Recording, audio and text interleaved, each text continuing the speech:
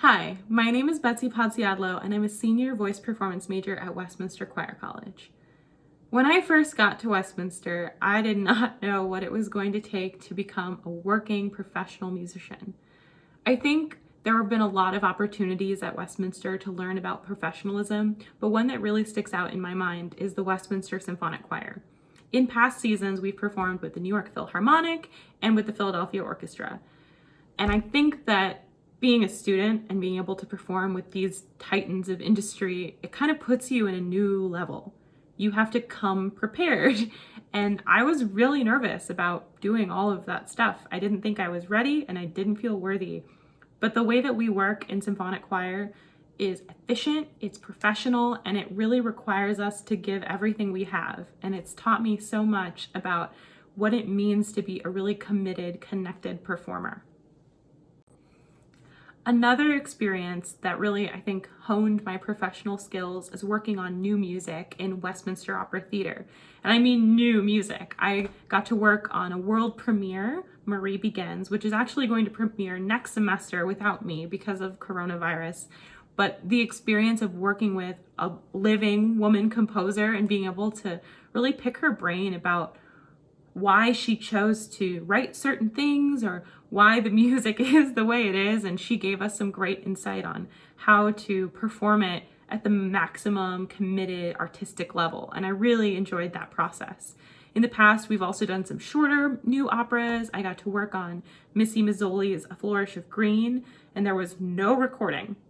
And I think a lot of us have come to rely on being able to find some reputable recordings to learn our music, or to at least help us in the process. But this was just go and do it. Like, interpret it. And that's what's so exciting to me about new music. And the experiences I've been able to have at Westminster with new music have changed my life.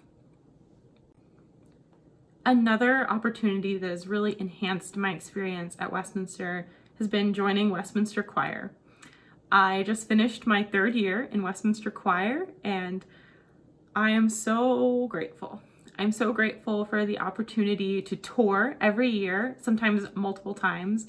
In 2018, we were in Beijing, China, and we performed there as a little mini tour. And then we toured in Texas, we've toured the Midwest, and then this year we did a West Coast tour, and I'm from San Diego, California, and so we got to go see my family. One of the most, I think, skill-building parts of tour is recognizing that as singers, our bodies are our instruments, and we're on these extended, over a week-long tours, and there's 40 of us and maybe more, and we're all together, and we have to kind of figure out what it's going to take for us to be the most successful, most communicative and effective musicians the next day. So like, what steps are we going to have to take care of ourselves? I don't think I ever really thought of taking care of myself as being a part of being a professional musician, but whether you're singing an opera role, an oratorio, you're in the choir, or you're a soloist, you matter, and how you're feeling and how your body is kind of going, that all matters in how you sound and how you're able to communicate with everyone in the audience. Something that's really important when you're studying voice performance is your primary voice teacher. My voice teacher is Mark Moliterno, and one thing that I really appreciate about the work that we've done over the past 4 years is we're focusing, and we've always really been focused less on how it's sounding and how it's looking, and more about how it's feeling and who I am as a performer.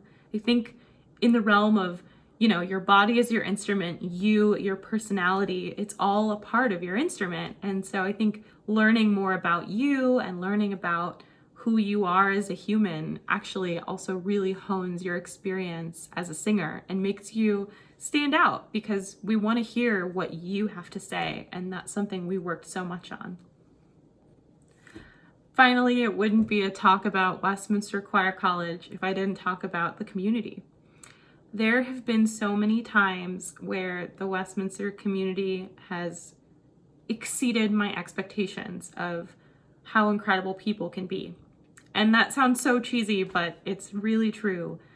These people, whether you speak to them on a daily basis or not, we are such a small community. We all see each other. and we all know and we care about what's going on in everyone's lives. So, you have the small campus vibe where everyone does kind of know what you're up to, but that can be really good when you're going through kind of a hard time. Maybe things aren't as easy as you want them to be, and it's a really nice experience to know that you have this community of musicians and we're all going through, the trials and tribulations of being a college student, but we all have each other. And the faculty, of course, they're also an incredibly valuable part of this community. And the support that I've received over the years from different faculty members attending performances that I'm in, or writing pieces for me, or just encouraging me to do different programs or to try things, or if I need to miss a class for an audition, like, yes, go, tell me how it went.